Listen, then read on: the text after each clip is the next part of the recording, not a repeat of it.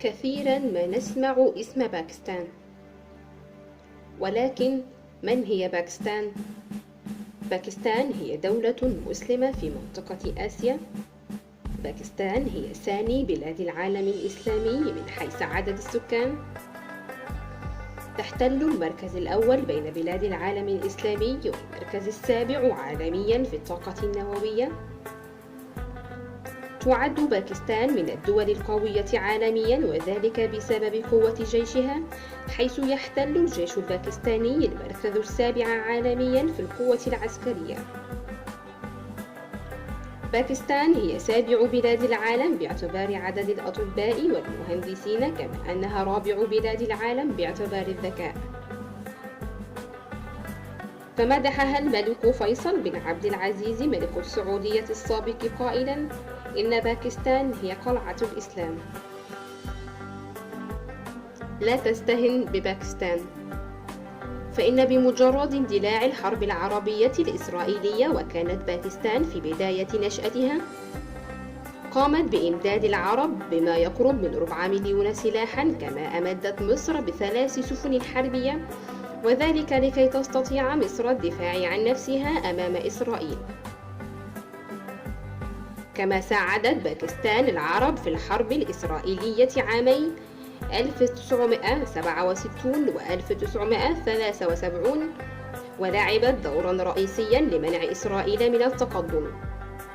فأسقطت باكستان حوالي 20 طائرة حربية إسرائيلية في تلك الحرب. كما أعانت مصر ضد الغزو الإسرائيلي، ونتيجة لكل ذلك توقفت الجيوش الإسرائيلية عند وادي سيناء ولم تستطيع التقدم.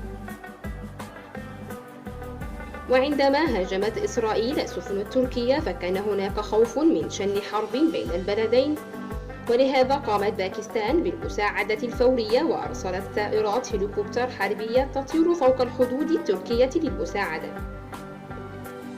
وفي عام 1980 تصادمت باكستان مع قوى عظمى مثل روسيا لمساعدة أفغانستان وهزيمة روسيا. وفي نفس العام قامت باكستان بمساعدة زيمبابوي عندما واجهت وحدة عالمية. وفي أوائل التسعينات خالفت باكستان أوروبا وساعدت بوسنيا حين وقف مسلمي العالم يشاهدون في صمت، ولم تكن المساعدات مجرد وعود، بل أرسلت الجيش الباكستاني للدفاع.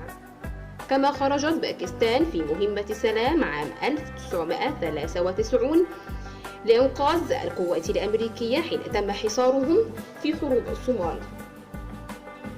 كما حررت الكعبة الشريفة من السيطرة الإرهابية، ويقال أن برويز مشرف هو من قاد هذه العملية بنفسه.